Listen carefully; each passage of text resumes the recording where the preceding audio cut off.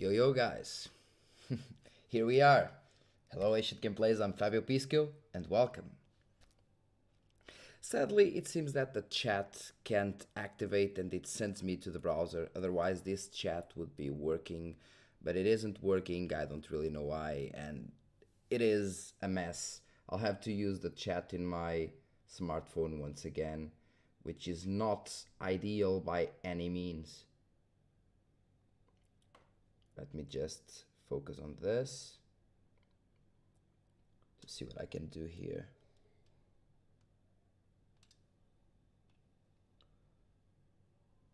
Okay, I guess I can do something here, I believe. Yeah, I guess this will have to work. Yo. I'm using my Rode microphone, so by the way, tell me if the sound is okay, if I need to juice it up a bit more. I don't know if I can, probably I can't. But yeah.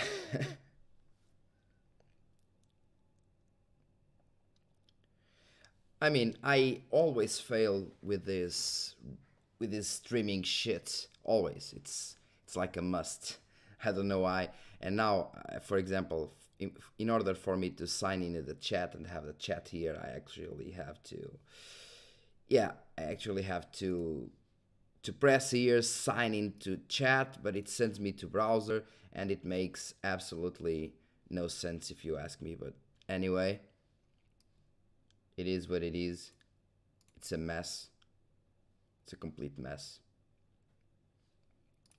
So yeah, let me just put this. I never know what I'm doing. I never know what I'm doing when I'm on the chat, sincerely. Let me see if I can actually make this go away. I mean, performance mode, will this fix it? Okay, performance mode seems fine for me, I guess. Okay, did I disable the image? I guess I didn't. Oh, I did. Okay. Performance mode does not work. My bad. Oh my god. You see why I don't live stream much? Because I hate live streaming. It's just not my thing at all. Just not my thing at all. Completely. Watching from Narnia. I love watching stuff I can't buy. I feel the same, almost. It's pretty good. I have that I had to replace my old because one of my display ports were faulty. OK Productions.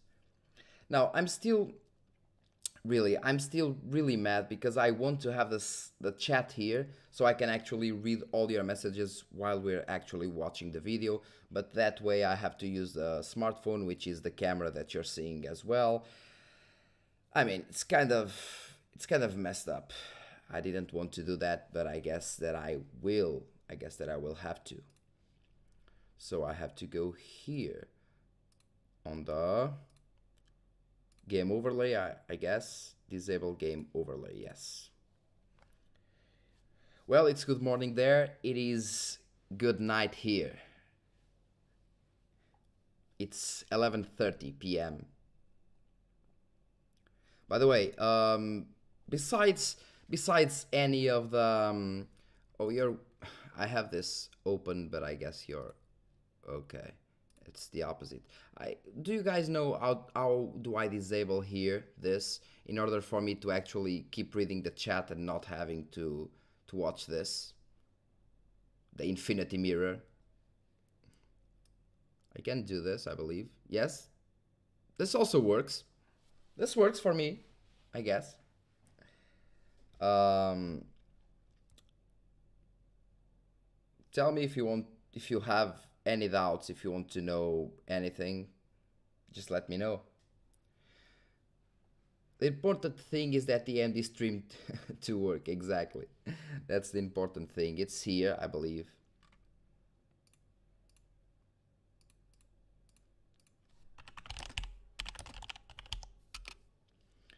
So let's go to the AMD channel.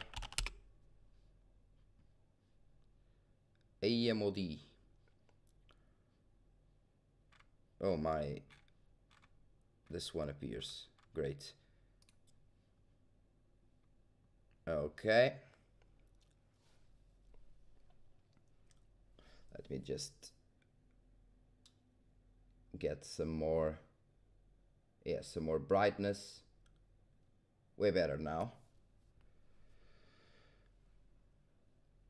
Some Europe time enjoyers here. $10 US.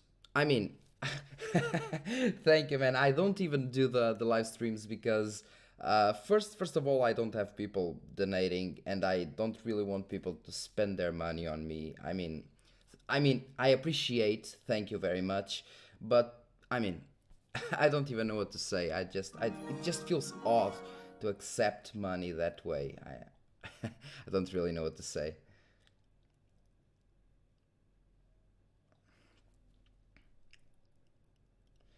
Do I recommend the RX 6650 XT with PCI Express 3? Well, in terms of performance in between PCI Express 3 and 4, it goes more or less like with the 6600 XT, and I have a video for that. If you go into my video section, you can actually see that I have a video. I do have a video for the 6600 XT, okay? PCI 3 versus PCI 4, and I have one for the 6500 XT as well. Fabio, I just come up from the hardware unbox video and he uploaded a video about the RX Vega 64. Guys, seriously, stop donating. Stop donating. Just enjoy your money, guys, seriously. But thank you anyway. Vega 64 versus GTX 1080 4 days ago and talked the things so badly. About Vega 64, he talked about Vega 64 badly, is that it? The card is not bad. I mean, it's just not made for gaming. Vega Arc was never made for gaming, but people just thought it was. Although AMD never sponsored it, never advertised it as a gaming GPU. Radeon 7 was a different thing though. As for Radeon 7, they are to blame. Yes, I'm for Portugal, not Spain. I'm Portuguese. Let's go unleash the power. What do you think about the 6950 XT? I actually have some videos of the 6950 XT, and once again, guys, thanks for donating. I have some videos of the 6950 XT that you can watch. You can definitely, let me just, yes, connect the audio. That you can watch on my channel. I have 25 games on the 6950 XT. I have how to overclock and undervolt. I have comparisons in between, I believe, the 6700 XT, 6800 non-XT, and the 6950 XT. Okay? Sorry, there are so many messages. I try to read them all. I'll eat my words, Fabio. No problem at all. No problem, seriously. It happens all the time. I'm not even mad.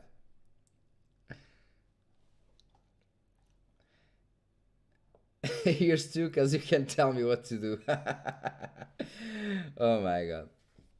You guys are so crazy. I love you all. I mean, it is tempting because the Fighter is almost always the cheapest model. Yes, but Fighter of what model? Fighter is not that great of a model. It is okay for GPUs like the 6600. It is okay for those, but not okay at all for... Okay, I just heard the sound of the donation now. I kind of gone. I'm not used to it.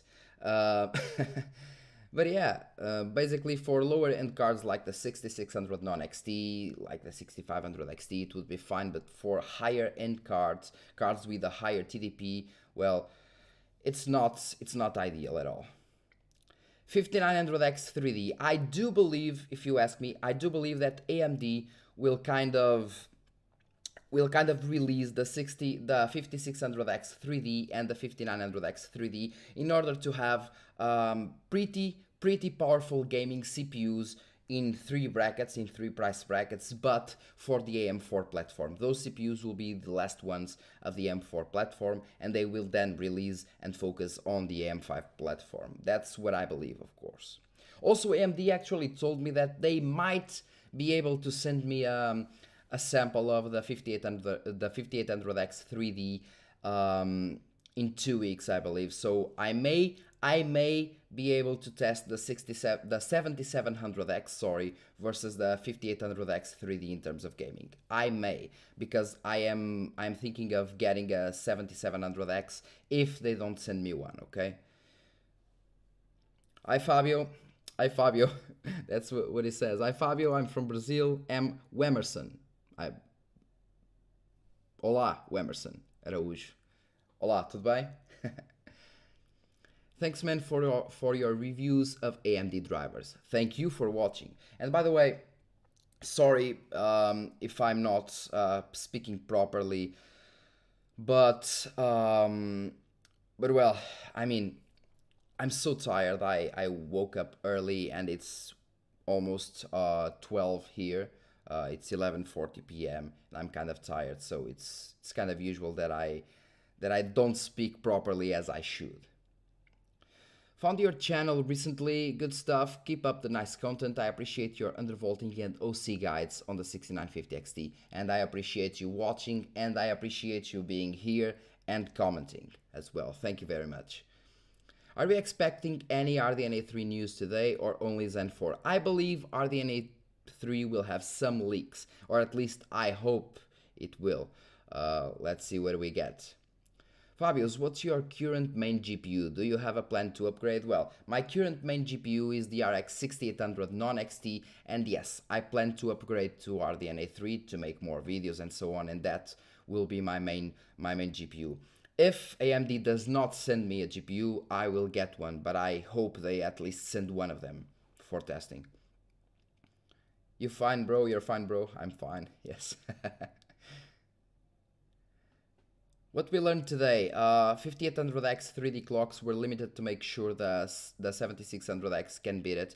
I do not believe it. I think it was due to temperatures of the V-cache, because the V-cache is highly temperature sensitive and it would maybe fry at a certain amount of degrees, and that's why they locked the frequency in order to keep those degrees lower. That's what I believe. A 6700K, a good upgrade would be maybe going to maybe something like the 70 something, even the 5600X would be an amazing upgrade, but I would go to something like the 5700X. Yes, a cheap B550 motherboard, MSI for example, and then the 5700X, sorry. Now, Frailing Souza, I believe, is actually asking, are you going to test the R5 7600X? Well, I really want to test. Firstly, I will get the 7700X, but in the future I may, if AMD does not send me one, I will most likely get the 7600X as well, in order for you guys to watch the benchmarks, because I really love showing you guys the results. It's kind of boring sometimes, but I actually like doing the benchmarks. I do. Super XEE. Currently, I'm using Ryzen 5 2600. What should I upgrade to? I have the ASRock B450. Easy. 5600X or 5700X. Easy. Yes, with the 3D cache chips, the M4 socket won't die just yet.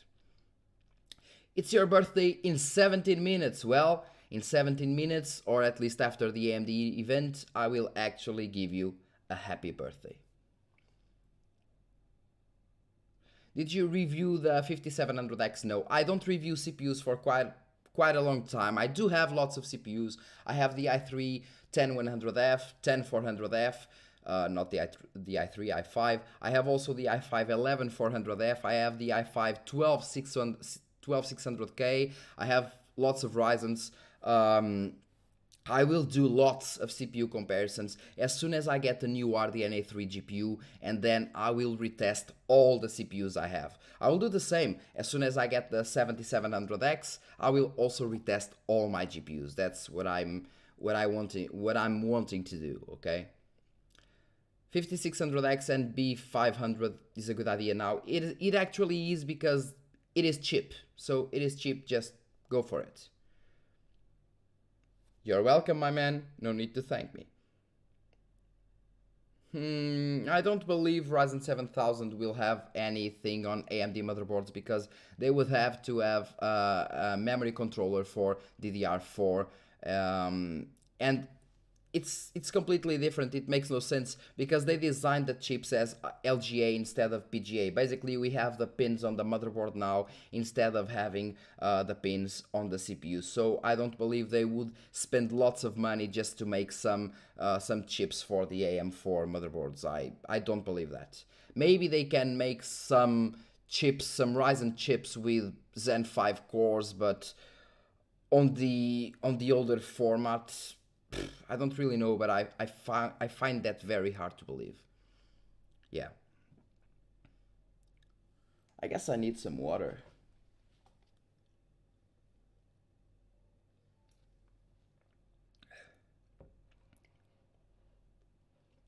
Depends on the game. How many FPS are you giving up with a 3500X and 6600XT versus a 5600X? It actually depends on the game because in some more CPU-driven games the difference will be big, but in most games you'll be most likely GPU bottlenecked, so the difference will be there, but not quite as big. Okay, maybe 10% more in the 1% lows than on averages. I wanted to say something, but I guess I forgot. I guess I forgot. By the way, I have lighting here. So why am I not using it? Yeah, I guess you guys can see my face better now, I believe. So yeah. Yeah, 2700X and Vega 56 are actually a pretty good match. Now, a new driver, a new WHQL driver. I believe that it is coming soon because the 22.8.2 drivers actually improved a lot the stutters in the X11 titles and OpenGL titles. So I believe that things will be. Hey man, Frailing Sosa, stop donating, man. Seriously, don't spend your money on me. Just go get a beer or something. When is AMD going to be adding 3D cache to the 7000 series? Okay, it is said that they will be adding the 3D V-cache in the beginning of the next year, maybe releasing it more or less together with new RDNA3 GPUs. Maybe. That's what I think. Do you think Intel are nervous about the new release? Well, I'm sure they aren't nervous. But they know that something is coming, something big, I believe. Something big. When do you think you'll hit 100k subs? Well, I hope that I hit 100k in the beginning of the next year. At least that. I really want that. Maybe with now new hardware that will come, more tests that I'll do in new hardware, I believe that I'll have more views and more subscribers, and I think things may be going well. George K, seriously guys, why are you donating? I'm not telling you to not donate in order for you to donate. I'm just telling you do not donate, do not spend money. It's not necessary. Thank God things are going pretty well. I really enjoy it. And hello George, and thank you for your donation. I really enjoy it. I thank you very much, you all, but there's no need. There's no need. Things are going fine. Things are going fine. I'm not rich, of course, but things are going okay.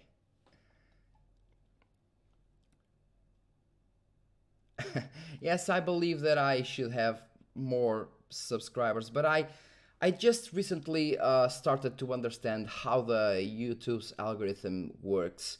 So it is a process, I believe. I think, and I want to believe that things will get better with time.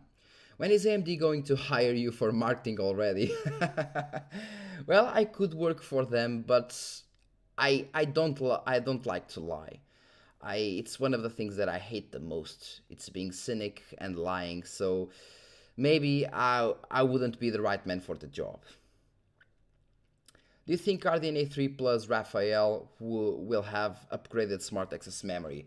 That's actually a very interesting question, because since we have the direct storage, we will have direct storage very, very soon, and I will think they will talk about it in this presentation as well, most likely. And maybe they can improve smart access memory. For example, games like Horizon Zero Dawn did not have smart access memory before, and when they improved the smart access memory, the difference was insane. The difference was just insane. We're talking about like 20% performance increase just going with smart access memory. 20%, up to 20%. That's crazy. That's crazy. And we're talking about a GPU like the 6500, the 6600 XT, or the 6650 XT. If we're talking about higher tier GPUs, we're talking about, for example, going from 120 to 170 FPS with smart access memory. It's just insane, with way higher 1% lows as well. Osine, or Osin, thank you very much. I know you watch most of my videos, or all my videos, and I do know that you comment, and thank you very much for keep watching all the time, and you guys all as well. Greets for Germany, and thanks for the works. Thanks for watching.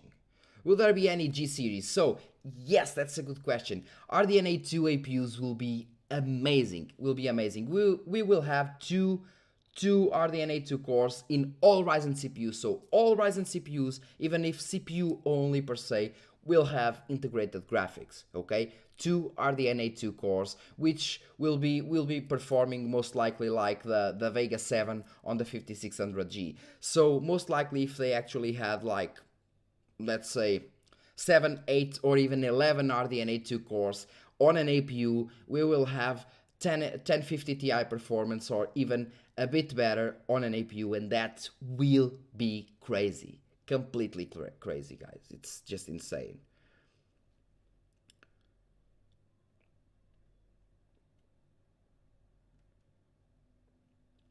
And sorry. So Walter Humanatikas, honestly, the way you present stuff's close to how AMD prefer to present their things, straight to the numbers. You have become my go-to channel when it comes to AMD content. Thank you very much, man. Thank you very much. Why didn't you overclock the 6950 XT, including more power tool? Firstly, the 6950 XT wasn't here to stay. Okay, I had to send back the GPU. Sadly, it was Power Caller who sent the GPU, and I had to send it back. So it wasn't to keep, so I wouldn't be messing with it. And the second, and my main reason is power draw. I do not like GPUs pulling more than 300 watts. 300 watts is my mark. After 300 watts, I'm kind of, stop there. Let's just undervolt and keep this frequency. I do not like over 300 watts. It's just a thing of mine. Nothing spectacular. What do you think about Linux and benchmarks? Yeah, I believe you can see on my desktop that I have all the videos that I'm gonna do, something like that. So make a meme pack. I'll do that for the channel supporters, both on Patreon and both on YouTube. I don't need this. I already took the photos. I'll do with Zen 4 manual OC versus PBO as well. And now I have to do this because I can't actually see it here. And I have, Linux versus Windows performance. I'll also do a video like that. So yeah, Linux versus Windows. Most likely with Ubuntu, maybe.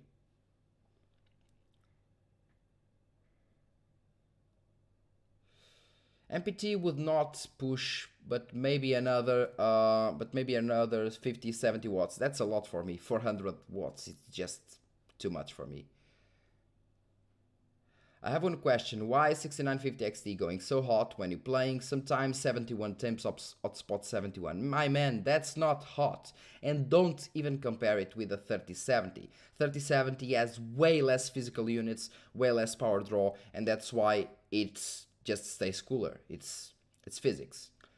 It's thermonuclear physics. Windows 11 is fixed for Ryzen processors. Yes, I've been using Windows 11 since they released that patch in all my computers. I have here 4 computers. You can't see them, but we have this one of the live stream. We have one there that you can see in most of my videos, and I have 2 computers there. They are on the floor. 2 computers, one with the i5-11400F and another with the i5-12600K. And yeah, all with Windows 11 and working perfectly. So yeah. Also, hotspot temp can go as high as 100 degrees, no problem. I want to keep it below 95. Anything below that is completely fine. And the same for the core temp. 75 degrees core temps, perfectly fine. Can I activate Smart Access Memory with the stock CPU cooler? Yes, Smart Access Memory has nothing to do with the CPU. Well, not directly. Yes, directly, but not with the temperatures. That's what I mean. So yeah, you'll be completely fine. It will push mostly your GPU, I mean. Unless you have way more FPS with Smart Access Memory, that way your CPU will also have to work more in order to, well, to send frames to the GPU, and well, then you'll have a bit higher temperature. Je t'aime. Thanks, man. You play games or just do benchmark? No, I play lots of games. Okay, the live stream is starting, but I do play lots of games. So I have like 70 or 80 hours in Assassin's Creed Valhalla, but then I grew tired of it. I played Dying Light from the beginning to the end. Pretty good game. Control as well, love the game. Castlevania also. Cyberpunk also finished the main story and some side missions. Days Gone as well. Deathloop didn't finish it yet. Forza Horizon 5, I like to drive the cars, but it's not my kind of game in terms of story. I finished Marvel Spider-Man Remastered like some days ago. Then I'll go for Marvel's Guardians of the Galaxy. People say it's a good game. Finished Resident Evil, Red Dead Redemption 2, Quantum Break, absolutely astonishing game. God of War, Horizon Zero Dawn, Mafia 3, almost finished. I have lots of games, yeah. So how much more power efficient are we expecting from the new CPUs and GPUs from AMD? Well, I believe that they will pull a bit more power than the Ryzen 5000 series, but will have a way better performance per watt. So they will have, at the same power draw, they will perform way better. So yeah. 2,000-3,000 hours in Assetto Corsa. I mean, I play the games for the story, so as soon as I end the story and some side missions, I just don't have any interest anymore. That's what I love to do. I love to play the games for the story. Thanks for the tips on the undervolt on my 6600 XT. Should I wait for the new RDNA3? Yes, I would wait for the new RDNA3 cards unless, and I repeat, unless you get a really cheap 6800 XT. If you do, then get it. Yeah, if you guys change and activate Smart Access Memory, make sure that you have GPT mode instead of MBR, sorry, or otherwise you'll just end up with a black screen and going consecutively to the BIOS. Hey Uncle Fabio, I hope they reveal a bit about RDNA3. I do as well, I do hope.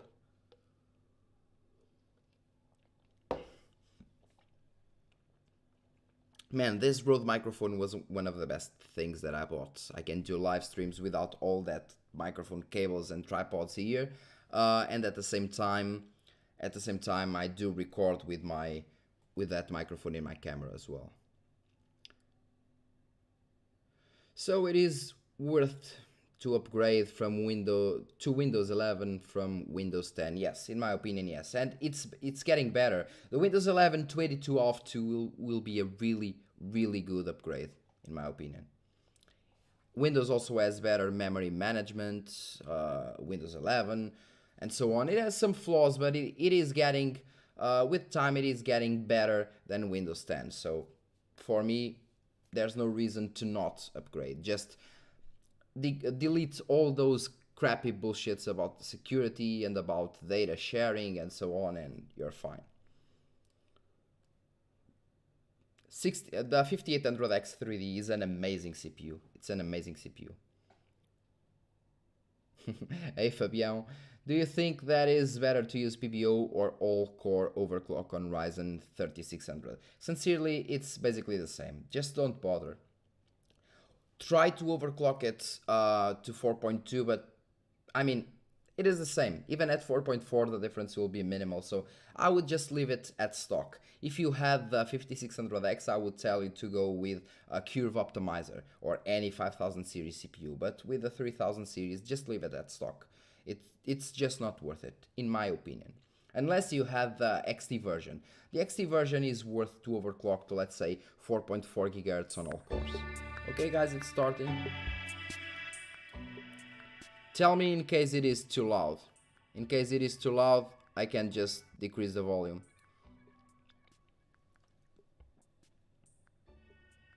Wait, there's 290 people watching, or it's my imagination? 290 it's a nice number. It's a nice number actually. I don't do live streams for quite a long time. Okay, in here 20 seconds, so we have 20 seconds of difference from when I'm talking to you guys, so 20 seconds, yeah. I see the chat first because I have the chat on my smartphone. 300 now. Well, I don't believe I ever had so many people watching, maybe in the Windows event. Let's start, full screen, let's go. Greetings from Switzerland, Kevin. Greetings from Portugal. Okay.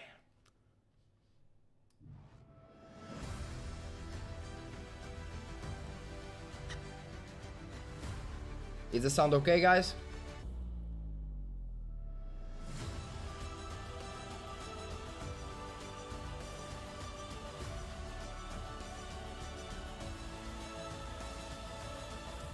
$11K. Maybe it was bots.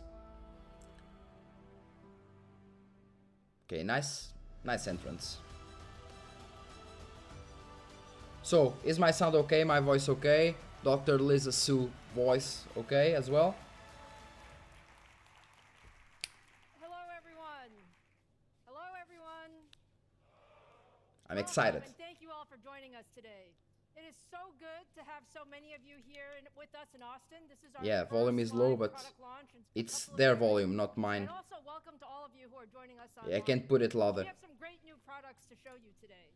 So, you know, at AMD, actually I can. About high performance and adaptive computing and using our technology to create solutions that solve the world's most challenging problems. It's fine now? And from cloud services to 5G networks to AI to automotive, PCs, and much, much more. You know, we're really touching everyone in terms of touching billions of people every single day. Now, today marks the beginning of an exciting new chapter for AMD. Over the next several quarters, we're going to introduce four new architectures to the market. And that's across more than a dozen products. So it's really just an incredible pace of innovation. It's more than we've ever done before. And we're going to start today with our new Zen 4 core that spans from high-end servers to desktop PCs to notebook PCs. We're going to also talk a little bit about our upcoming RDNA3 gaming graphics architecture, which will bring another significant increase in performance and performance per watt for the most demanding gamers. And our Zen 4 C core, that's optimized for cloud-native computing, as well as our next-gen AMD XDNA architecture that we're also all looking great and on track to launch an adaptive SoC. Now, at AMD, we love the PC, and we especially love all of the PC gamers and enthusiasts around the world who push us to continue to build the best possible for CPUs and GPUs. We've been focused on delivering just outstanding experiences with our RDNA, guys, RDNA3 software. And we're partnered with the world's top OEMs to deliver innovative new form factors and new system designs. So today is all about our next generation of Ryzen processors that will push the envelope for gamers, creators, and enthusiasts. So let's go ahead and get started. Now, for our next generation Ryzen CPUs, we set very ambitious goals. You know that about AMD. We wanted to make the Ryzen 7000 series the fastest CPU for gamers while delivering the most compute for creators. We focused on a new CPU core design that combines both leadership performance and leadership energy efficiency. By the way, they improved and we also wanted the to take a big step double forward with an all-new L2 desktop cache. platform That's that great scales for games into as well, the future. like the L3 cache. So to deliver on all these goals, the Ryzen 7000 series is the first 5nm CPU for desktop PCs. Ryzen 7000 is both extremely performant and also extremely power efficient. And it has an all-new AM5 platform that supports the latest I/O and memory technologies. They're already shooting at Intel PCIe, in terms of power efficiency. Gen 5 as well as DDR5. So it all starts with our new Zen 4 core. Our designers have done it again. We've exceeded our performance goals for Zen 4, and that allows us to deliver leadership core performance. Hear this. They exceeded their expectations for performance. We estimated that Zen 4 would deliver an 8 to 10% uplift in IPC compared to Zen 3. Doing and I'm extremely excited to say today that as we optimize the product for production, we now see 13% more IPC in desktop applications. IPC, not single-core performance. Now, we also designed Zen 4 for high clock speed. So from a frequency standpoint, way higher single-core we've increased the frequency at the top of the stack to 5.7 gigahertz. That's 800 megahertz higher than we did in Ryzen 5000. And as a result, Ryzen 7000 single-threaded performance is up 29% higher compared to Ryzen 5000. These are just huge performance increases, and I'm extremely proud of what the team was able to deliver. 29%, guys. 29. Now let's look at our top-of-stack Ryzen 9 7950X. We have 16 cores, 32 threads, up to 5.7 gigahertz boost, an 80 megabyte cache, and 170 watt TDP envelope. The 7950X is simply going to be the best CPU for gamers and for creators. 29. So let's take a look at some of the performance. If you look at the performance in 1080p gaming compared to the 5950X, the 7950X delivers on average 15% more performance across a range of popular games. Jesus Christ. And that comes from the single-threaded performance increases. Now, for creators, the combination of our Zen 4 core and our AM5 platform may not seem much, but that's a lot. delivers on average more than 40% in a game as heavy as Shadow of the Tomb Raider in terms of CPU. And that's where you really see the content creation capabilities come alive. And 10% in CSGO is a lot because at 600 FPS, you can see that the Ryzen 7950X is the fastest CPU in the world. TDP doesn't mean power draw, by the way. It's different. The 7950X is faster than the competition across a wide range of games. And for creators, the 7950X delivers up to 62% more compute performance. Compute performance, 62%. So let's take a look at the 7950X actually in action.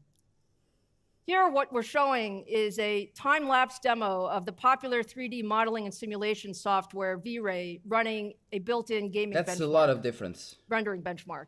And on the right side is the 7950X, and the left is the competition. Like Shadow of the Tomb Raider is a lot. As the demo completes, we see that the 7950X scores over 30,000.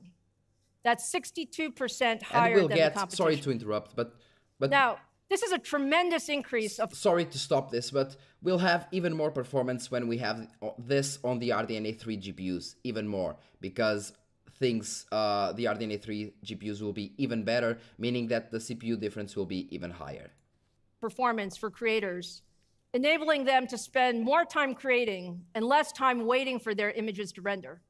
But there's another very important thing about this demo. Not only does the 7950X deliver 62% higher performance, it achieves this performance at 47% better performance per watt. Oh my God. That's 47% better performance per watt. So that leadership performance and energy efficiency really highlights why we're so excited for gamers, enthusiasts, and creators to really get their hands on our new Ryzen 7000 CPUs and AM5 platform.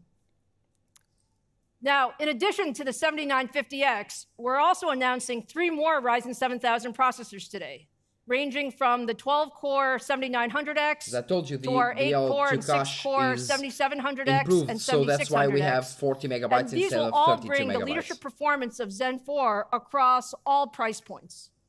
Now, In fact, if you look across this stack, what you see is that all 4 of our new Ryzen 7000 CPUs deliver faster single-thread performance in Geekbench than the competition. And as everyone knows, faster single-thread performance is great for gaming. So let's take a look at our mainstream 7600X and how that compares to the competition.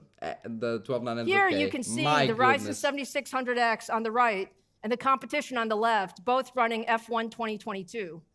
And while you see smooth gameplay in both cases, the 7600X consistently delivers significantly higher frames per second. In fact, by the end of the benchmark, what you'll see is that the 7600X is actually 11% faster. That's our mainstream price point against the competition's That's a lot. best.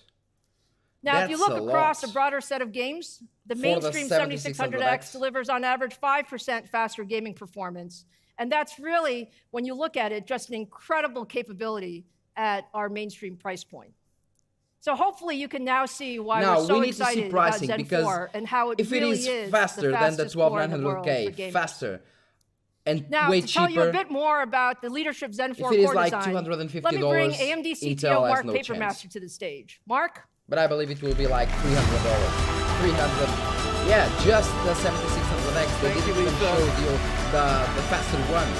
The 7600X is already going over the 1200K. It was a decade ago that we launched the design effort of our first Zen processor, starting the whole Zen family.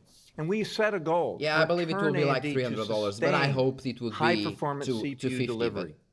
Nah. In each new CPU generation, we've launched first with our Ryzen desktop, where our gaming and content Ryzen was not always customers cheaper, really thrive on performance. 5000 series at the beginning. When Zen 4 debuted in 2017, it just disrupted the industry with the significant IPC, performance, and energy gains that we were able to deliver. Zen 2. Yeah, but the next, I mean, it's DDR5. DDR5 is not that expensive as people say. It's more expensive than DDR4, of course. New architecture, delivering impressive high-performance leadership. Sorry for stopping again, but imagine now these chips that are already stomping over the 12th generation. Imagine these chips actually with 3D cache. The difference would be insane. Yep. Insane. And now I could not be more excited than to introduce our new generation of Zen for Ryzen desktop products. Zen 4 continues our tradition of delivering new CPU performance that delivers high performance right on schedule. The result gives 349 would be insane. It's too much because you have to buy DDR5 and you have to buy Ryzen CPUs. You have to buy on schedule high even more. Delivery so you have to buy the motherboard. AMD to become a trusted 349 supplier would be to our customers. really a stretch. And Zen 4 delivers again.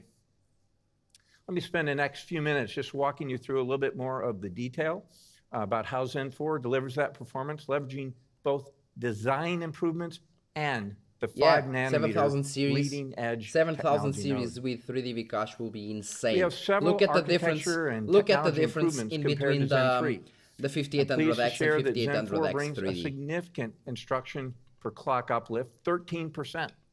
We've added a new front-end design to better feed our execution pipes. For machine learning and high computation workloads, we have expanded our x86 instruction support to include AVX 512. And lastly, we leveraged the most cutting-edge process node along with AMD design efficiencies to bring these TDP significant is not bad at all, man. And energy it's not efficiency bad at all. gains. It's way faster and better performance per watt. Let's start with always the first measure of a new CPU. It's like you asking a Lamborghini that consumes as much as efficiently a processor can get the job done as a normal Golf, tick. for example. That's it's not IPC happening. instruction per clock. You know, I'm often asked if we used up all the tricks in the book for CPU performance, or is there still levers, at the ready for our ongoing roadmap? And you all know the answer. At AMD, we thrive on innovation, and you see that persist in each generation delivery across our Zen roadmap. Zen 4 brings a geomean of 13% instruction per clock improvement using typical desktop applications, and let's break that down. This 13% improvement versus Zen 3 is a geomean, so we are looking at 22 representative workloads across gaming, content creation, and computational benchmarks that we show here. And as we did in the transition from Zen 2 to Zen 3, we felt it was important to show you a really holistic view of how the... Wait. Sorry, but I have to stop this here. Look at this. The same CPU versus the previous one, Zen 3, at the same 4 GHz fixed. We're talking about the same 4 GHz. I repeat, 4 GHz. And these chips go up to like 5.5, and we're comparing 4 versus 4, so 1.5 GHz below the actual frequency, and we have 17% in Assassin's Creed Valhalla, 17% over Metro Exodus, 19% on F1 and Deus Ex, and 24% on Watch Dogs Legion. 24% at the same, and I repeat, at the same fixed frequency of 4 gigahertz. This is insane. Insane, that's all I can say. Desktop workloads respond to the changes we've made in the core. That's also what pleased to L2 show cache that many does. of the gaming L2 cache workloads doubled. This is really what it demonstrate a disproportionately larger set of gains in Zen 4, and that, again, corresponds to the design changes we made. Our cumulative IPC improvement over that Zen era, over that 4 generations, demonstrates our relentless focus on core performance because it's delivered a 235% IPC gain over that period.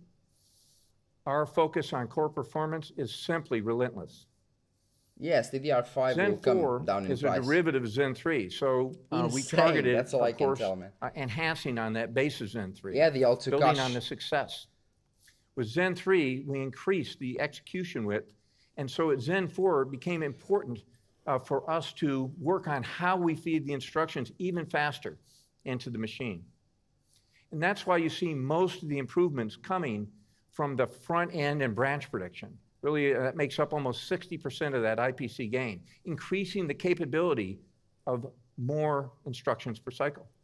We grew the op cache over 1.5x to increase the hit rate and deliver more ops per cycle. People were talking about 15% The single load core store has performance, and we have improvements, and a larger 13% IPC. L2, a doubling of the L2, goodness.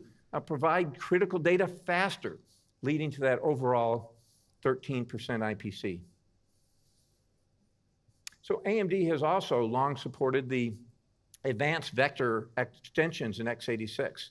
And in Zen 4, we're excited to add support for AVX 512.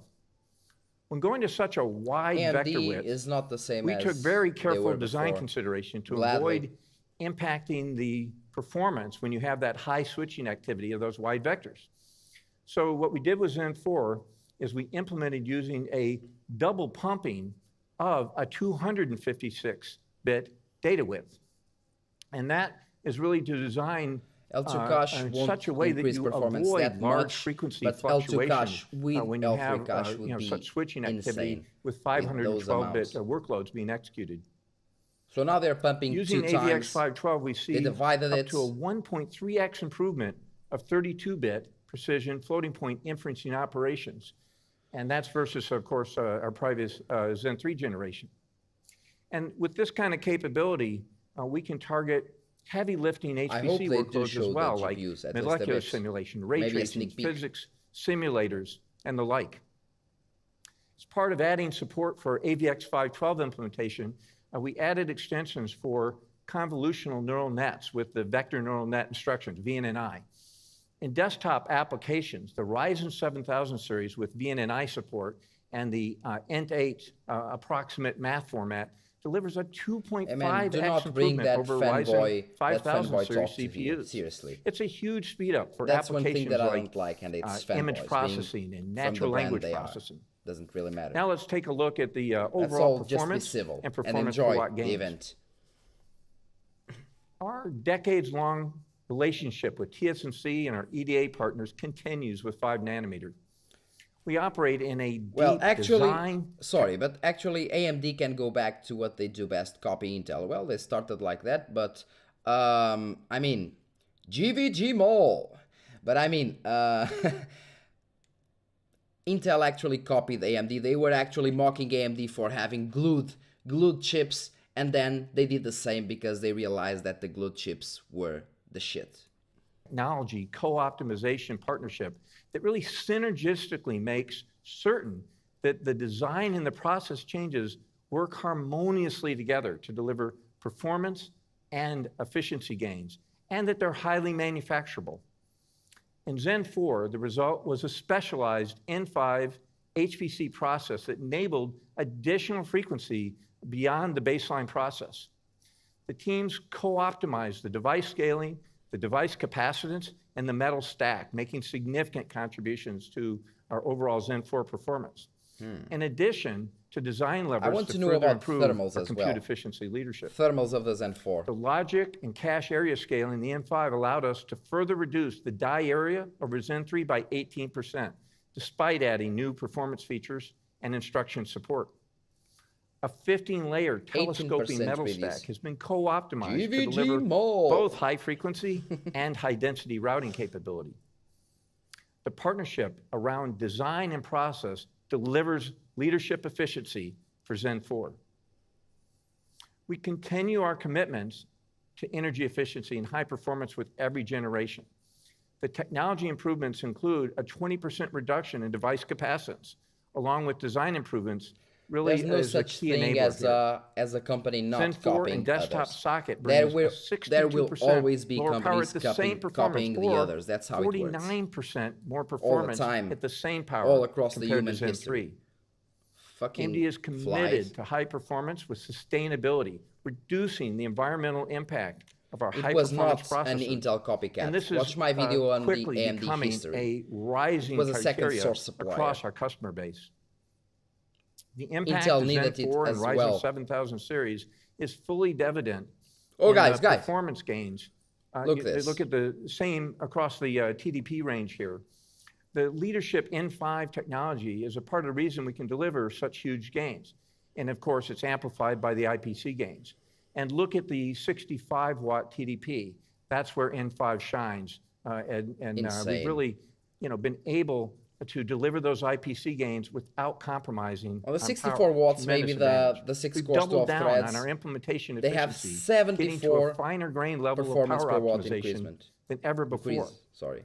And the power improvements at the lower power, like I show on that 65-watt TDP, are where the N5 I hope is in Intel its actually spot. competes or This maybe means we deliver overtakes compelling AMD performance because at low TDP, we need competition. If we incentivizing don't have customers to competition, save things power will get and take bad. advantage of Believe me, efficient, bad. cool, We need and competition. quiet systems for leading-edge performance. 5 years ago, when we announced the first generation of Zen, I showed you that we were advantaged in area and power versus our competitors' x86 CPU. Well, we continue. In fact, we've grown that advantage. The AMD Zen 4 core plus Actually, L2 Intel is complex also about making a 50% factory smaller in than France, competition. so yeah. That's a choice. We chose to optimize AMD has been fabulous for high performance and maybe power like efficiency.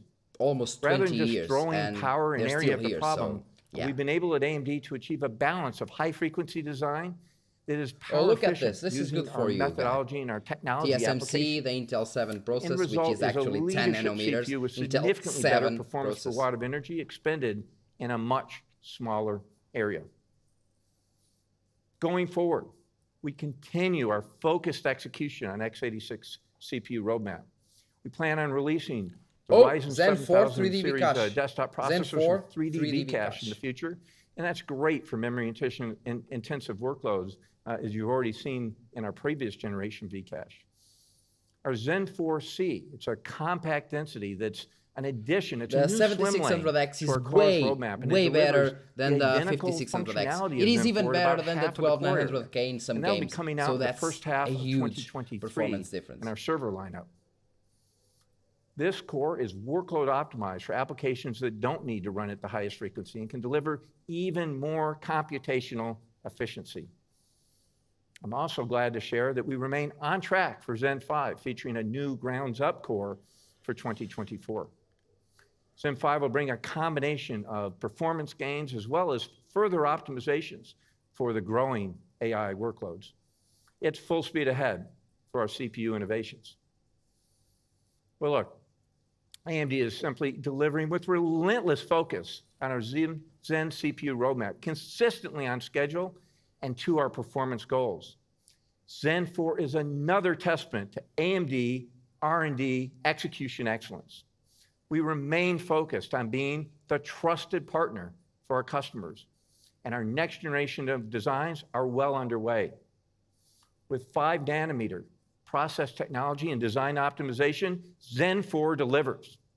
In desktop applications, it will not only bring performance leadership, but deliver that performance at a fraction of the power consumption. Okay, they are basically pointing at Intel, telling them that they will perform better with lower power draw. There will be no let-up in AMD innovation. Zen 4 and Ryzen 7000 series is a shining example of high-performance leadership delivered with an energy efficiency that our society wants and simply requires going forward. Thank you. The Steve from Gamer Nexus. Thank you, and I'd like to introduce David McAfee, who will come on stage here and share with us more detail about the AM5 platform.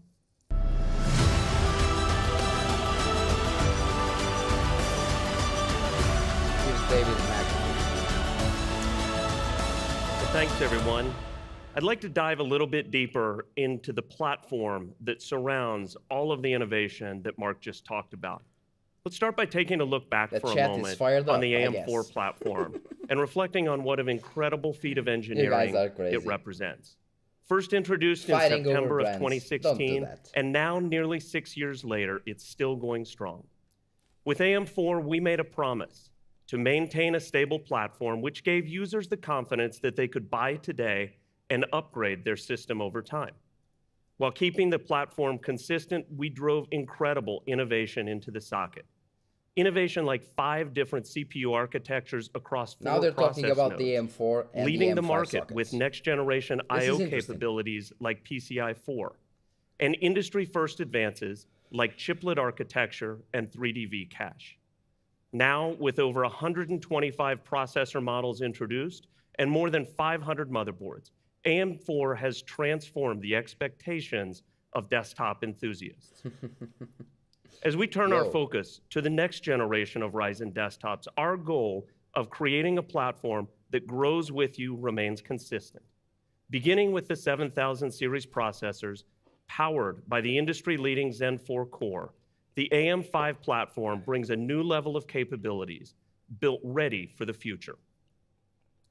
It all starts with a new 17-18-pin LGA socket designed to handle the next generation high-speed IOs while making installation easier for the end user. We've expanded the socket power delivery to 230 watts to allow our Zen 4 processors to unlock the maximum all-core performance in the most demanding creator and gaming basically workloads, higher boosts while still with all delivering cores. clear leadership in performance per watt and power efficiency. AM5 is a platform that's built for the future with next-generation technologies like DDR5 and PCIe 5 to ensure that your build today meets your growing needs for years to come. Longevity is also a thing. And we've also designed a platform to leverage the best of our existing... Sorry to stop once again, but if AM5 actually lives as long as AM4, AM5 will be a very, very good investment right now. Even right now, will be a very good investment. Ecosystem. Maintaining compatibility between today's diverse selection of AM4 coolers and our next generation AM5 platform. Every PC build is unique, and as we launch into AM5, we wanted to create a broad range of choices to best meet every user's needs. Actually, you need PCI As we go into Express 4 AM5, and we'll PCI offer Express 2 5. classes of motherboards, the X Even series more with ray and the B tracing series. now. The X series boards, which will be available in September, are built to be uncompromised ray tracing on with the highest power delivery and overclocking headroom across CPU and memory, along with the most I/O across the board. While every X series board will offer PCIe 5 storage, X670 Extreme boards will enable PCIe 5 to graphics as well as storage slots on the board. We're also announcing our B series boards available in October which strike the balance between enabling next-generation technologies and great value for the end user. Just like the X series, you'll see B series Extreme boards, which offer similar capabilities with PCIe 5 graphics and storage. I just want a 7700X or a 7600X. Now, speaking of PCIe 5 for a minute, let's talk about one of the first RDNA3 technologies coming to market in this cutting-edge I/O technology. Hello, Sergey. PCIe 5 doubles the bandwidth for each lane on the board, unlocking the capability Intel to drive changes socket substantially every 2 higher years, actually, read and write usually. performance and faster access when working with large and complex files. Starting in November Intel of this has year, PCI PCIe 5 storage with the 12th devices generation. will be available from a wide range of partners around the globe. As PCI Express 5. One of the other key design decisions in our AM5 platform was memory selection.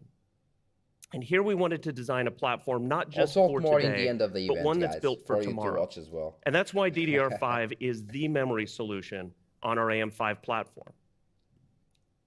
DDR4 memory has been a great technology choice for gamers and creators for the past 5+ years. Not official. But it's also a technology which has reached the end of its evolution. First released in 2020, DDR5 picks up where DDR4 ends, with higher data rates to drive more bandwidth, the ability to deliver very low memory latency, and a roadmap to quadruple or more capacity per DIMM. It's clear that DDR5 is the right choice today and one that is built for the future as the technology continues to mature over time. Now, we know that Ryzen enthusiasts love to overclock their memory to ensure they're getting the fastest data rates and the lowest memory latency to maximize game performance.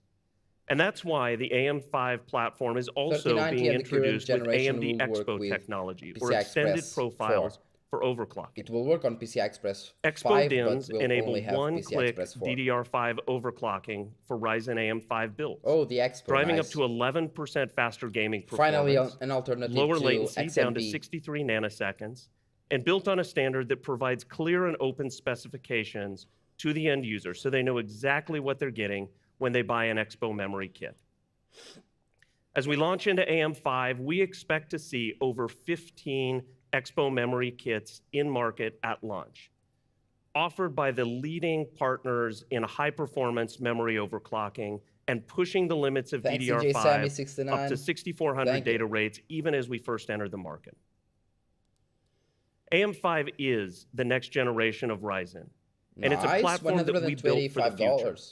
This year, we expect to see motherboards in market starting from $125 to offer an incredibly wide range of price points to meet every system build needs.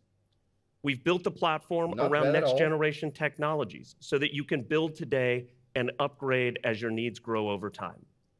And just like AM4, we're making a commitment to support the AM5 platform with new technologies and next-generation architectures through at least 2025. I'm really excited. At least 2025, so 3 years are guaranteed, but most likely more, 4 or 5. About the next era of Ryzen desktops with AM5. Now let me bring Lisa back up on stage to recap today's news. Or Joel. Now let's go to Lisa, Dr. Lisa Su.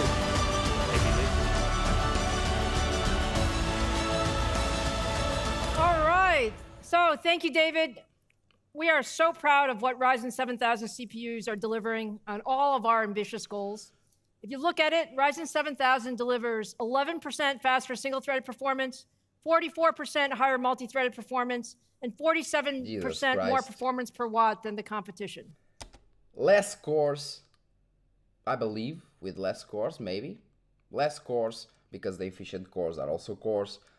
And way better multi-threading ability. Now that you've seen everything that Ryzen 7000 series can do, I know you're all wondering about price and availability. No price, is that right? Yes, yes, finally. Okay, starting at the top of the stack, the 16-core 7950X is $699. Right. The 12-core 7900X is $549. The 8-core is $399, and the 6-core 7600X is priced at $299. And all 4 of these will be on shelf worldwide on September 27th. Basically the same price as the 5000 series. Not bad. Not bad. The same price as the 5000 series. Oh, come now, on. I mentioned earlier that it's a very exciting... September 27, I'm going on vacations 1 week, so maybe I'll just get to test it after 1 week. That sucks. Time for AMD as we bring 4 new architectures to market over the coming quarters. And while today was all about Ryzen 7000, of course we know gamers are always interested in what's coming next. So for all the gamers out there, I'm very excited that we have one more update for you today. RDNA? This is our next generation Radeon graphics card powered by our all-new RDNA3 architecture. This is what I want to see. It's very pretty. By combining our most advanced gaming architecture with 5nm chiplets, RDNA3 GPUs will deliver more than 50% more performance per watt than our current generation Radeon GPUs. And it's currently running in our labs. The performance looks absolutely wonderful. And so for the first time ever, let's take a look at RDNA3 in action with the Ryzen 9 7950X. In action. So what you're seeing here is the highly anticipated title Lies of P from our friends at NeoWiz. This game was a breakout hit at Gamescom earlier this month based on its incredible visuals and gameplay. Lies of P. And what you're seeing is 4K gameplay at ultra settings running on a pre-production RDNA3 GPU. Just take a look at it a bit. It looks absolutely wonderful, doesn't it? Now, we want FPS. It looks great, it seems smooth. We are feeling great about how RDNA3 looks in the labs, and I can't wait to tell you more about it when we launch later this year. It is running well. So let me wrap up here and say that we're so excited that you can join us today. Ryzen 7000 series is absolutely the world's... Still, even if we have the FPS, that game isn't even out, and we don't have tests with any other GPUs, so it also doesn't make sense. But well, it's running. First desktop processor, 5nm. With the Zen 4 core, it's the fastest processor in the world for gaming and content creation. And with our new AM5 platform, it really brings the latest technologies for I/O and memory. It also brings our commitment for multi-year processor roadmap support and support through 2025 and beyond. So thank you to all the members of the press from around the world for joining us here in Austin today. We really appreciate it. And thank you to all of you who joined us online. It's been so much fun sharing with you how AMD and our partners continue to advance the PC experience. Thank you. Very good, very good. Yeah, it's still pre-production. And it was running fairly smooth, it seemed. No G series for now, the APUs always come later. Okay, it is done, I believe. And motherboards at 125 are actually, starting at 125 are actually pretty nice if you ask me. They're actually pretty nice if you ask me. So yeah. By the way, you have any more things that you want to know actually? Just let me know, I'll answer, because I know some of the things. It's still worth to get the 5600X for PC, yes. 5600X will still be a great CPU, but if you want to get something better, get the 5800X 3D, okay? That's where the performance is on AM4 platform. Well, I don't see anything rushed at all. Maybe RDNA3 is the rushed thing, but the CPUs do not seem rushed at all.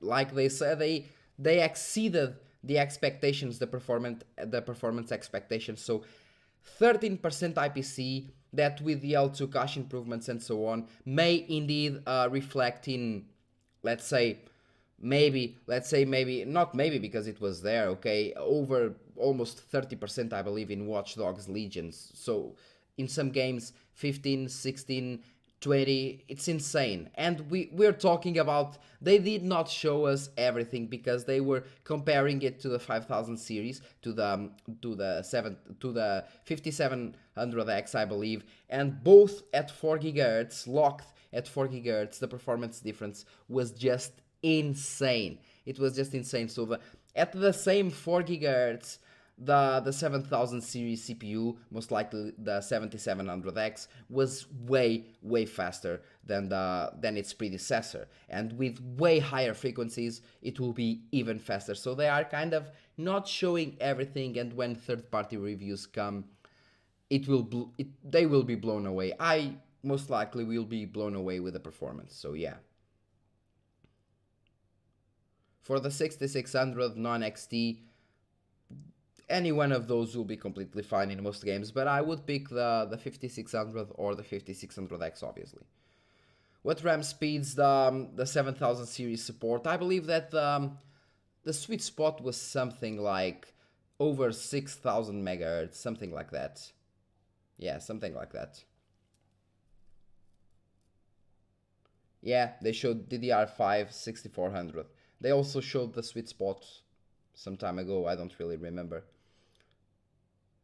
$299 for a 6-core chip. I mean, if you think about it, it's 6-core, 12, but it does more work in multi-threading than other 6-core 12 threads. So, I mean, multi-threading ability is still way better. I mean, the 5600X was the same, and it was really close to the 3800X XT. It was close, okay? And the 3800 XT has 8-core, 16 threads. I mean, core count is not the only thing, okay? It's not the only thing. I mean, but well, at least they did not jack up the prices like Intel's gonna do, because they said they are going to do it. And I mean, we have the same price as the 5000 series, so no, DDR4 is not that expensive, man. I just saw it. You want to see? For example, on this store, I searched DDR5. I mean, it's the lower end DDR5, but it's not that expensive. If we go for 32 gigabytes of DDR4, if we want a decent kit, you will expend at least, let's say, I mean, yeah, let's say that you'll spend like $200. 150, 200 bucks for a good DDR4 kit of 32 gigahertz.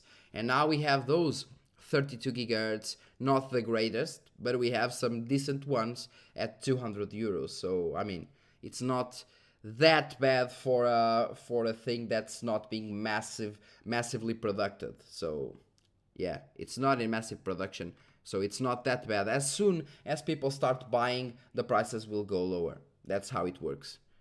That's how it works, yeah.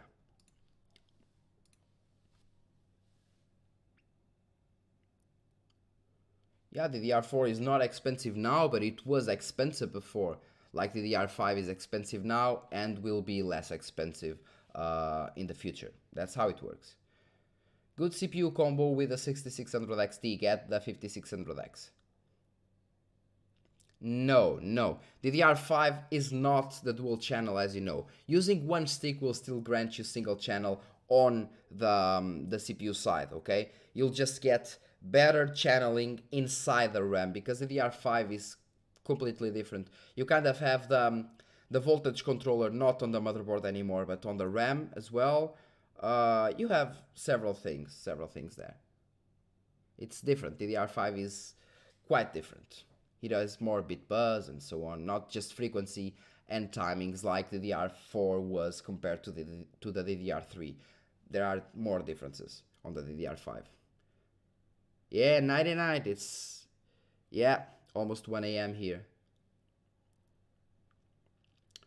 Should I wait for the X3D? Now, if you guys want my opinion, if you want to get a CPU to last for a long time, I would just wait for, let's say, the 7700X, 7700X, yeah, 7700X 3D. That's what I would wait for, definitely, in the beginning of next year.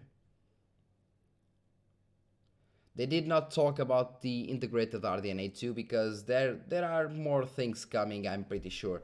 There are, and there will be more things coming.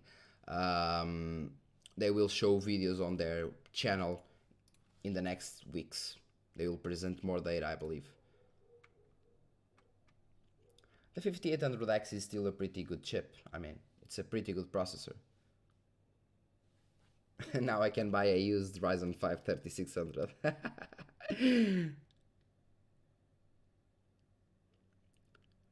Yeah, 2024. I mean, it's the end of 2024, so you can count 2 years. It's obvious, man. It's obvious. No, that's wrong. PCI 3 is not fully needed, and PCI 4 does increase the performance, and it is also about SATA drives, NVMe drives, I mean, because now that we're gonna have the direct storage, which basically now you actually have the CPU asking the hard drives, they ask the hard drives to go and search data to then send to the VRAM, and it's basically how it works, okay? Just simplifying, it's CPU, then go to the hard drive, then go to the VRAM. Now, with direct storage, you actually have the GPU asking the hard disk, or in this case the hard drive, directly for the data, okay? It doesn't go to the CPU, it goes from the GPU directly to the hard drive. Meaning that you will need way faster hard drives for the load times to be even better and for you to have no stutters at all. Meaning that PCI is indeed the thing that you need, a new PCI. And now if you watch the new hardware unbox video, you can see that you can actually see that the ray tracing performance, even on the 3090, the ray tracing performance benefits a lot, even on the 3090 that has 16 full lanes. The ray tracing performance improves a lot with PCI Express 4 over PCI Express 3. So it is not as people think nowadays, mostly with ray tracing, since it uses the PCI bus way more, interchanging data in real time. So yeah.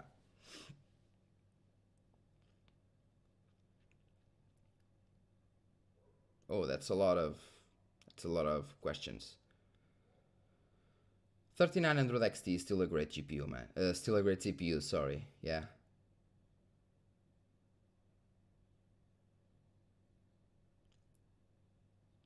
Well, maybe not.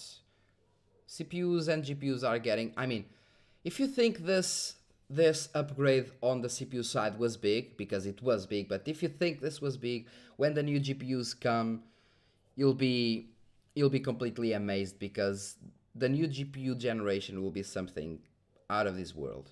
They are going also chiplet design on GPUs, and things will be crazy. My 240 Hz is coming tomorrow, yes? You need it right now with the new parts, so yeah, it will be a massive difference. Currently work at AMD as QA and love your channel. Well, thanks a lot, man. Thanks a lot, that's all I can say. And well, put a word in on AMD for me, if you can. Now let's see. Cheers from Hungary. Sorry, I don't really know the pronounce. Sorry, man, seriously. And thanks for the donation. 7800X is currently hidden in the stack. I think it will be a 10-core chip. Yes, people already said that. People believe that it will be a 10-core chip indeed, and that's why they aren't showing it now. The 7800X will be actually the first AMD GPU in several generations to change the core count, okay?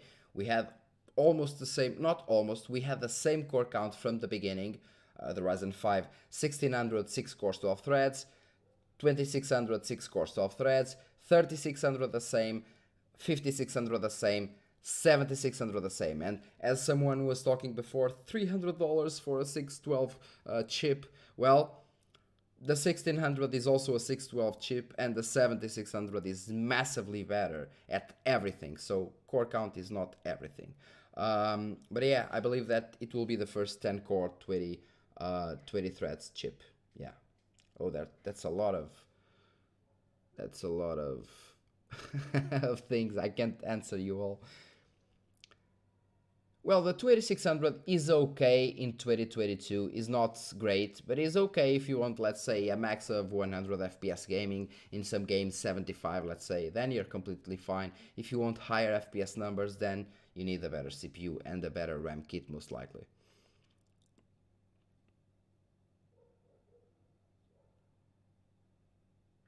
Enjoy your current CPUs until they start to show their age. Right now, Ryzen 3000 and 5000 still handles games great. Exactly. And it all depends on the performance that you want. If you have, for example, a 160Hz monitor, like I do, 1440p ultra-wide, 160Hz, what happens is that if you want to push those FPS numbers and you have a GPU to push those FPS numbers, you also want to have a CPU that can hold those FPS numbers, because you can have the same build, but if you have a weaker CPU, what will happen is that you'll have to limit your frames lower because your CPU won't be able to handle that much FPS. That's how it works basically. It's all about FPS numbers. People just don't understand that.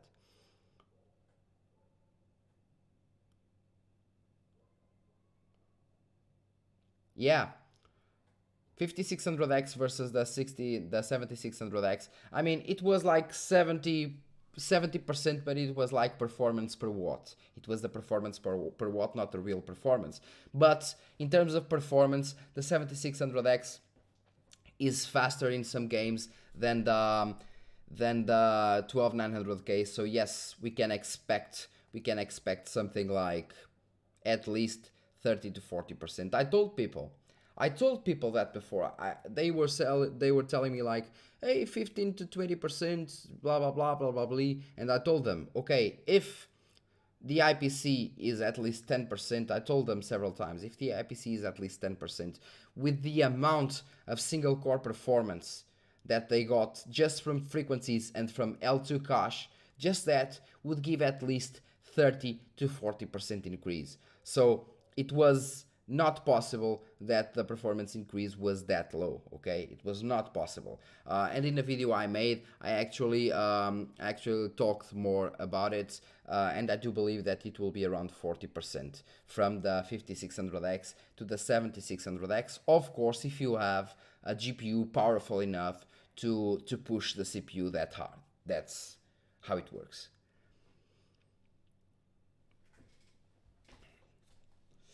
I believe that the 7600X will use more power in terms of all-core workouts. So in terms of multi-threading, the 6700X will use more power because it's how they boost. They are, like the AMD said, they are prepared to push a bit more higher power draw, in order to maintain way higher boosts across all cores instead of just pushing those boosts to 3 or 4 cores at max.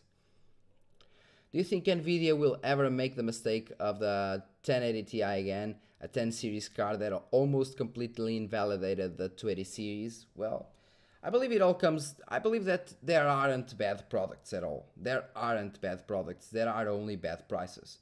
So if they have really good products and they have lots of good products, then just mess with the prices. That's how it works. That's how it works, in my opinion. Yeah, they said that the motherboards would start at $129 with the B version. B at $129. It's pretty nice, if you ask me. I'll get an X, not the XE, but I'll get the normal X from MSI completely. I'm done with other brandings and other bias. It's MSI for the win. And yeah, like Dark Angel Raphael is saying, if you want to stay on AM4, the 5800X 3D is the way to go, completely. I mean, from people that actually have the CPU, those people were telling me that they felt the system so much smoother just by having lots of cache. So much smoother, they said. So I believe so. And if AMD actually if AMD actually manages to get the 5800X 3D sample for me, like they said they probably would, then it would be really nice, because I would have the 5800X 3D and I would have for example, the 7600X or the 7700X. It would be really nice. Really nice. I would have those CPUs to compare with the best AM4 socket CPU, which is the 5800X 3D in terms of gaming. So that would be a really nice comparisons, I believe. But yeah. Well, if you have any more questions, good. If you don't, well, I guess we can just end the live stream, I guess.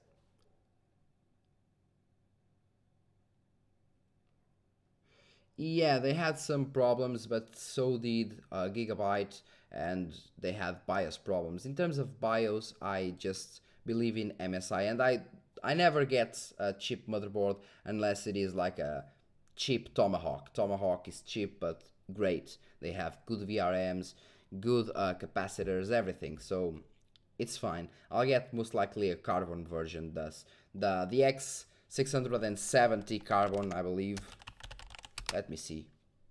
I think we have images already. Yeah, something like this. I'll most likely get something like this. Low profile. Something, yeah, like this. If I can find the motherboard from MSI, maybe like black and white, that's the one I'm gonna get. It says that of the Adrenaline driver is because of Windows. That's not AMD's problem, not software problem. It's the fucking Windows. Fucking Windows will override your driver installation, and that's why your software suite says that it can't open because the versions are different. That's fucking Windows. Lock Windows from installing drivers, and that shit just goes away.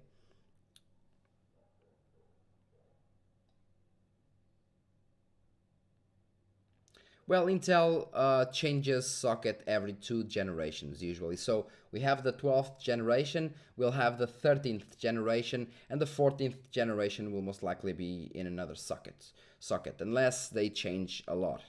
Unless. Yeah, Windows is a fucking mess in some cases. That happened to me like 2 or 3 times and then suddenly stopped happening. Don't know why. Maybe an update, something. I just don't know why.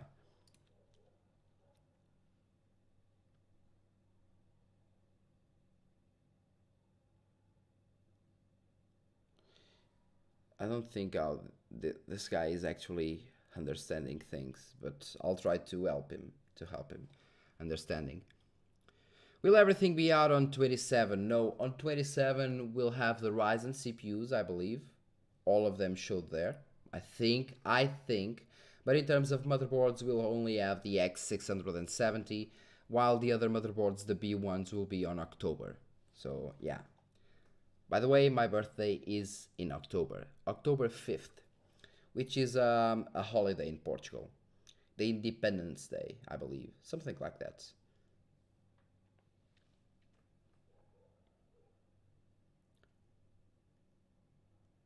That cooler, the Thermalright Peerless Assassin, is said to be a good cooler, but there is another even better, which is the Thermal Take, something like that. It's a new cooler that they released, which is even better than that one, which is nice, at $50.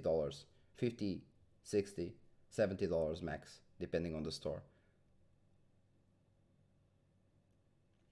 If your GPU was messed up, thanks, man. Thanks, really. If your CPU was messed up, it is most likely because, well, you need a clean driver installation. You need a clean installation of Windows because Windows Thermal Take. Windows gets so messed up sometimes that anything that you do will break it. So AMD drivers are quite sensitive in that scenario. So the best thing you do is, if anything fails, just reinstall Windows. I mean, it's really easy nowadays.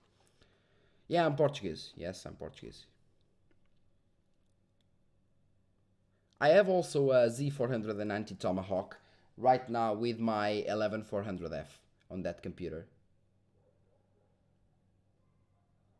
No, it will be completely fine. That's one of the greatest things of the 5800X 3D. You just pair it with a 2017 motherboard and it will work flawlessly. That's one of the great things of that CPU. Yes, Republic implementation. That's how much I know about Portugal history. My goodness. Such a fucking joke.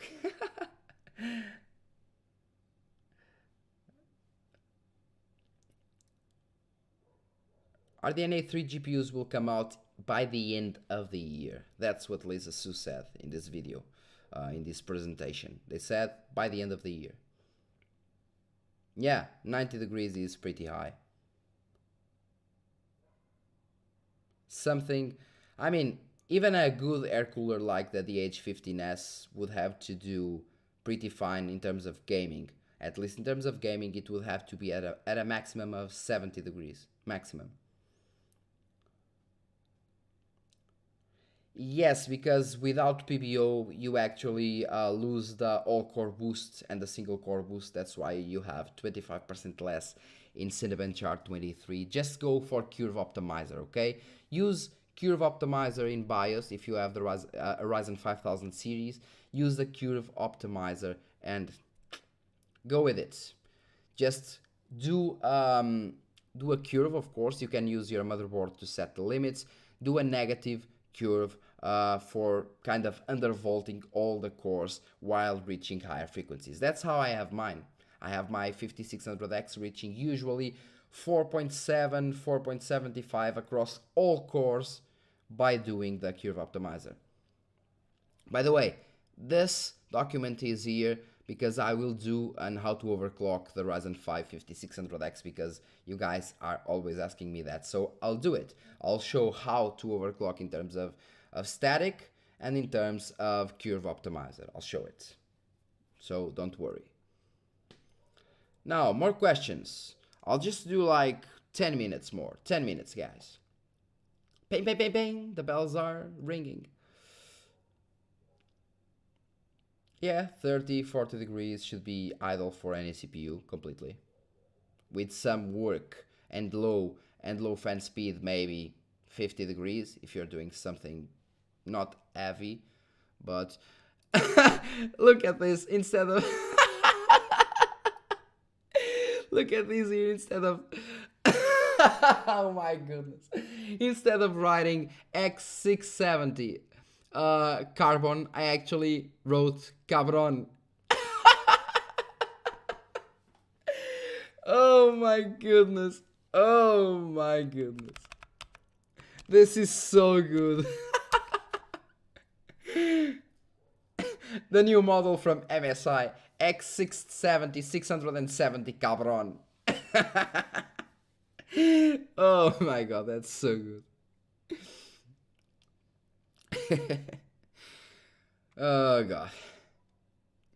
That's what happens when it's 1 AM.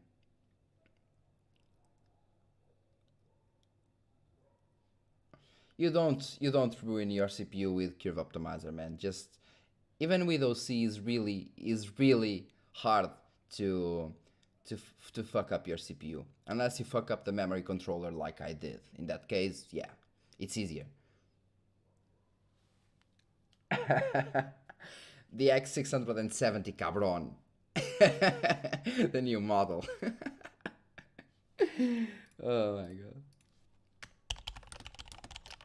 My girlfriend is working. She's working right now. She's working, so... Well, I'm working as well, but I mean, differently. I believe that the 13600K will perform well. Maybe a bit faster than the 6700, than the 7600X, but the power draw, yeah, it's like you're saying, the power draw, insane. So guys, 5 more minutes. Do your questions if you want, and I will end the stream. Let me just take off. Oh, much better. Much better.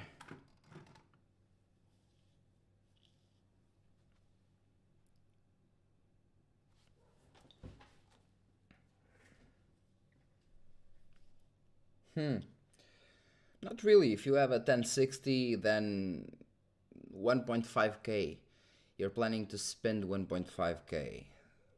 At 1.5K you can get some really interesting things, but I would just wait a bit more till almost the end of the year. So just a bit before the RDNA3 cards get released and the RTX 4000 cards get released, you do what you have to do and you actually get something like at least a 6800 XT or a 6900 XT, I would go for the 6800 XT or the 6950 XT, because the normal 6900 XT is said to have some problems. I don't really know why, but it is said to have some problems. So yeah.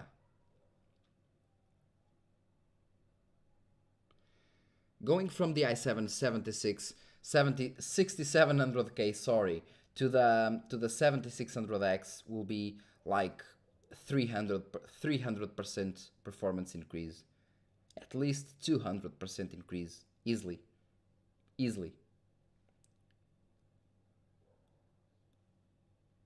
And at 399, I mean, the 6700 XT is the obvious choice. It's the obvious choice, hands down. It is quite faster than the 6700 XT. By the way, if you did not watch this video yet, watch this video of the 6650 XT versus the 6700 versus the 3060. Okay, I just released it 2 hours ago, and you also have this video that took me like almost 2 weeks. 2 weeks to do, which is the AMD history and innovations from 1969 to 2022, which is kind of a mini documentary. So if you want to watch it while eating some popcorns, for example, it is a good thing, I believe.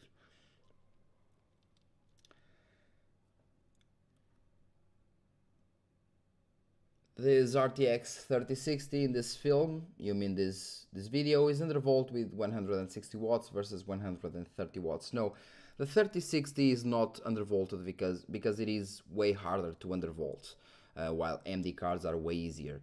But the 6700, once tweaked, it has almost the same power draw as the 3060, sorry. But once tweaked, it can go as low as 100 watts, while performing better overall than the 3060. You can watch in the conclusion where I actually show differences in between several optimizations for the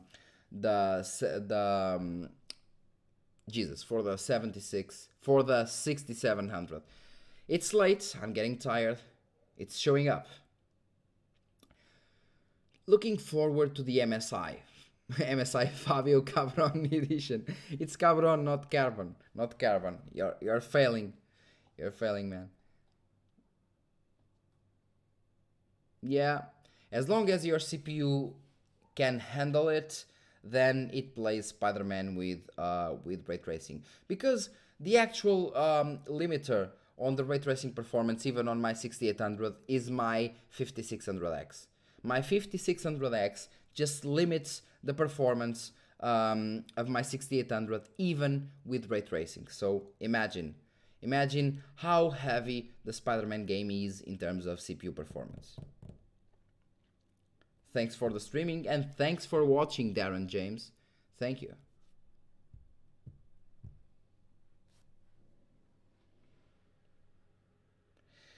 Yeah, I mean, I got the 6950 XT and it was perfectly fine. Perfectly. Not a single problem. Installed drivers, everything worked perfectly. As for the 6900 XT, I never have any. So I don't really know if those problems are normal or not, or if you have to do something in order to fix them. I don't really know, but some people say they have problems, some say they don't. It's kind of drug of law. Oh my god. It's kind of luck of draw, because that's how it works. I sincerely think you guys are crazy. Why are you guys donating so much money, man? Why are you donating?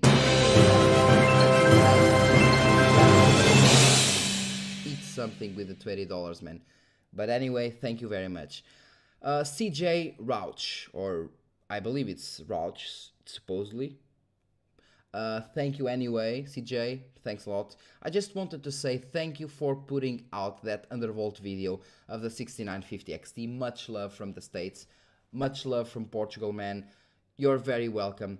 I mean, I do what I can. You guys ask the video, so I just release the video. Why not? I mean, why not really? I just want to help you overall. I love my community. Fabio, Zen 4 will have integrated graphics. Yes, all Ryzen CPUs, and I repeat, all Ryzen 7000 CPUs will have integrated graphics.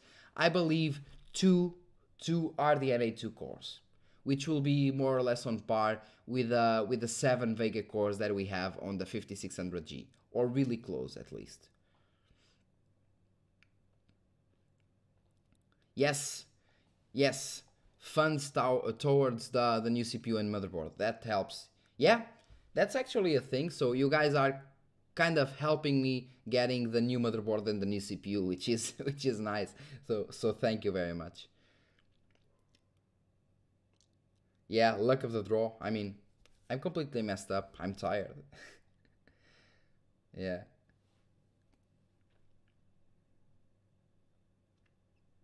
I mean, I woke up like at 7 a.m. and it's like 1 a.m. and I trained, I worked, and now I'm still kind of working, so it takes a toll after some time. But still, I mean, I believe 172 people are still watching, so I kind of feel bad for shutting down those people. I kind of feel bad for it, so I'm just here talking a little bit because I do like one live stream 1 time or 2 times per year, so I try my best when I do them. Did they take off the ability to OC the 6600 XT in the update? No, they never took such abilities. Most likely Windows installed the driver over your driver, and that's why you don't have the OC menu, most likely. Yeah, that's one of my things. I overwork myself lots of times. I just overwork because I love what I do. I overwork a lot because I really love what I do. And then I go like 1 week where I just do like almost nothing. And then I will overwork for 6 more months. Something like that. Fenrir Leash, $5. Thank you a lot, man. Thank you for your amazing content. Just picked a 6900 XT. Can't wait. Great. I hope you enjoy your GPU a lot. And if you have any problems, as always, come to my channel. I will answer as fast as I can. Dude, go sleep. Yes, I have to sleep. Me need to sleep. See, this is me needing to sleep.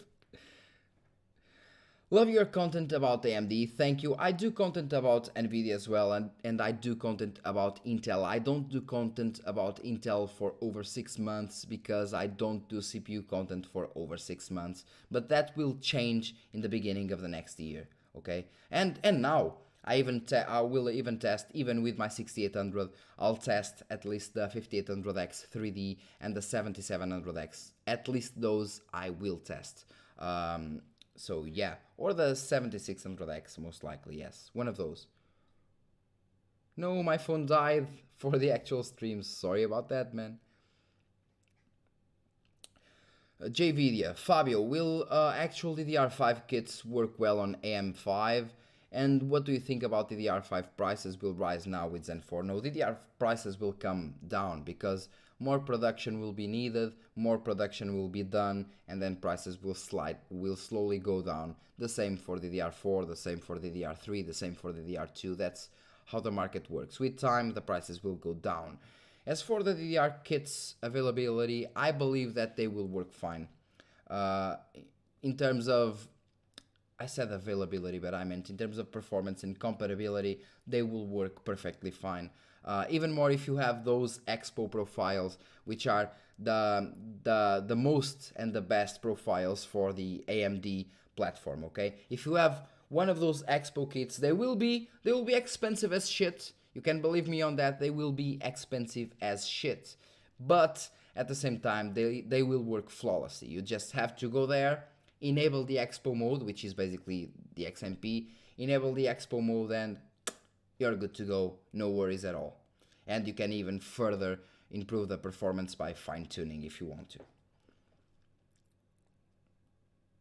Yeah, your 5600X will be completely fine. If you want to watch, I have a video of 25 games with the 6950 XT and the 5600, so you can watch that video. Is somewhere here, down here. Let me just see. Yeah, it's here 3 months ago. 6950 XT, 285 games with a 5600X. And well, you can see that it will be completely fine in most titles. Completely fine. My PC, when I'm playing World War Z, I have more than 100 FPS, but I'm having FPS drops. Well, those can be lots of things. I actually made a video recently about how to fix stuttering, FPS drops, and high CPU usage. Just lay an eye on it, because I explain more things like it can be a hard drive. It can be your hard drive. For example, Horizon Zero Dawn, and I repeat, Horizon Zero Dawn is one of those games that will have stutters if you're running it on an HDD. I have been running it on a very, very good HDD and it was stuttering all the time. As soon as I moved to an SSD, the game was silky smooth. So the difference may be there. The difference may be, for example, you may have, let's say, you may have an inconsistent or an unstable CPU or RAM overclocking. That may cause stutters as well, not only crashes or blue screens or black screens. An inconsistent or unstable overclock can indeed cause stutters. That's a thing. I had that before, that's why I know. As for any new merchandise, well, no, I don't have any new merchandise, but I guess I can do some. I guess I can. Even, at least for me, I guess I'll just make some new merch. I'll buy the shirts to have them presented on the channel, as I usually do from time to time. I do present new shirts. I have the Evolution of Man with the PC Master Race in the end. I have some here, Take a Megabyte, but those are more simple. But I do like the Evolution of Man shirt. It's kind of nice. And I have the Ancient Gameplays with a symbol in the middle, which is also very nice if you ask me. Let me just, I believe I have it here.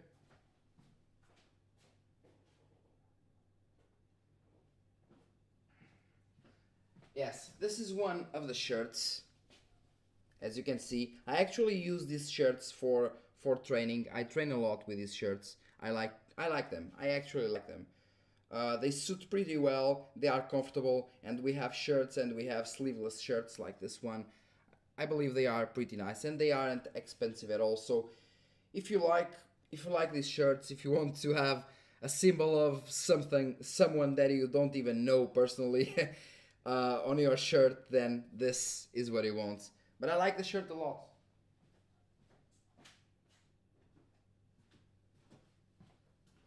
I'll most likely use it tomorrow to train as well. Cabron tea. That's actually a great idea. Let me just put it here. Make Cabron t-shirt. That's actually a very nice idea. Thank you very much. By the way, if you want to make a video some of these days playing or something like that, it's completely fine. Or if you want to do another interview, it's completely fine. Evolution of Cabron.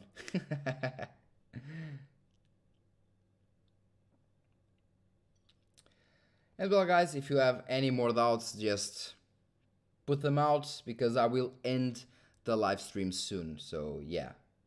Twitter is down? No, that's impossible. Yeah, it's not down. Oh, it's down. Yes, it's down. The feed is down. Oh, great. Thank God. All those Karens on Twitter are now not able to communicate, and that's a godsend. That's a godsend, seriously.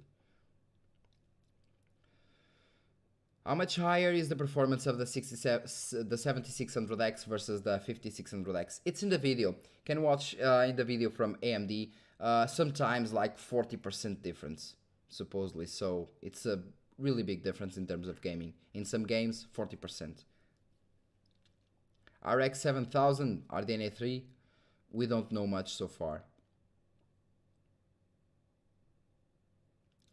Yes, I've seen the PC recommendations for Hogwarts Legacy, but I also seen that they are actually releasing a half-baked game for the PC version, and the full game will only release to PS5 first. That's fucking messed up. That's fucking messed up.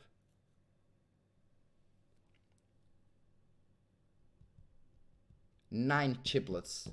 Jesus Christ. 9 chiplets. That's insane. That's insane. That's why I tell people that the next GPUs, this CPU bump was crazy, and in some scenarios, in some games, the CPU bump was insane. It was insane. But the RDNA3 will be the new GPUs, both from NVIDIA and from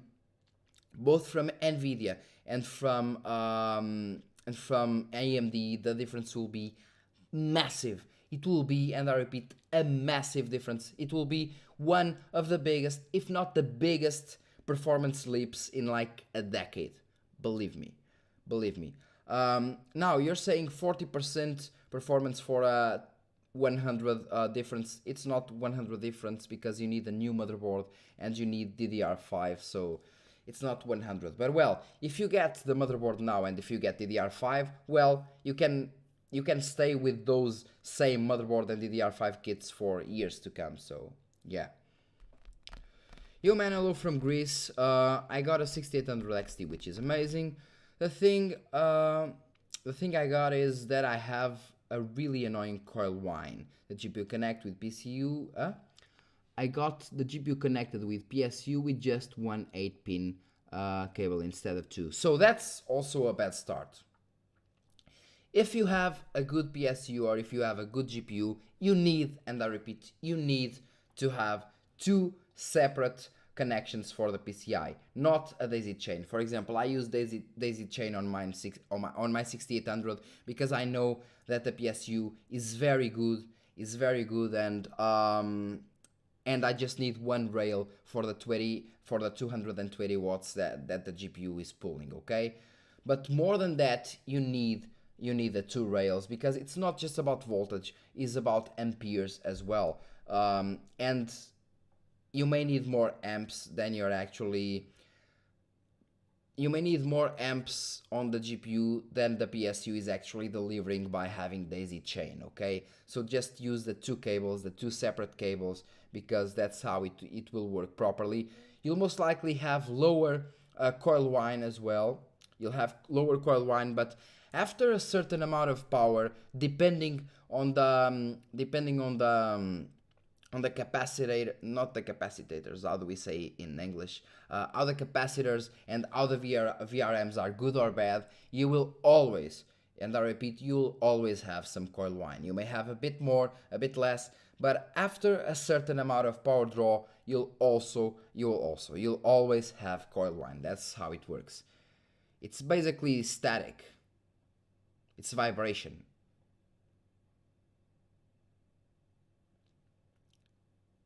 Yes, the low amperes can cause that as well, the coil whine.